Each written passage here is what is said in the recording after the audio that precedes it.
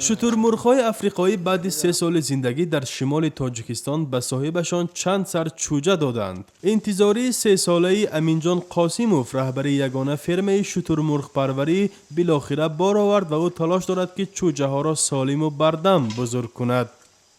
یعنی به مقصد رسیدیم که اولین چوجه همو خیلی فایده نمیتونیم گفته نگوییم، لیکن برآوردیم.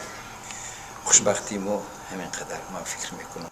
امینجان قاسیموف 3 سال پیش 100 چوجه شترمرغ نوی افریقایی را به خاطر پرورش از ایران آورد، اما در این مدت توانست که تنها بیشتر از 15 جفتی آنها را زنده نگاه دارد. در آزمری و کم خوردن شترمرغ امینجان را دلبسته این مرغ نموده است و میگوید که با وجود طلب زحمت زیاد از این راهش پس نخواهد گشت. برخی از ساکنان بعد سرمایه گذاری در یک هفته یا یک ماه فایده مالی گرفتن میخواهند، ولی به گفته او شترمرغ پروری مثل عمرش زحمت طولانی میخواهد و دیرتر فایده میآورد.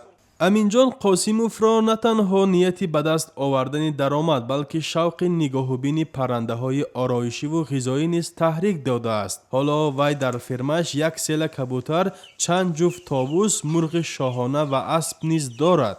گوشت شترمرغ که در ترکیبش روغن و خلسترین نداشته است از گوشت گاو 1 یا 1.5 برابر زیاد ارزش دارد، ولی در بازار داخلی نایاب است. 1 کیلو گوشت گاو در بازارهای دوشنبه از 32 تا 36 سامانی نرخ دارد. گوشت پرنده های نادر مثل شاهانه و هندوانه و شترمرغ اساساً به دسترخوان مهمانان عالی قدر کشور می رود.